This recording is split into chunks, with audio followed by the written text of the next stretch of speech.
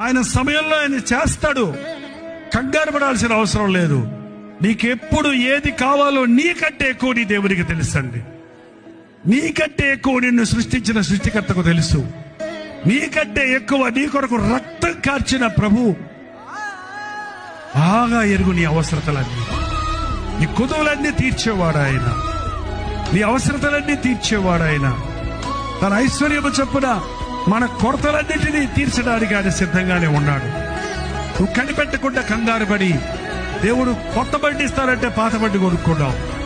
దేవుడు పెద్దలు ఇద్దామంటే చిల్లిళ్ళు కట్టేసుకున్నావు. దేవుడు ఏదో చేద్దామంటే నువ్వు ఏదేదో చేసుకొని మూలుగుతున్నావు.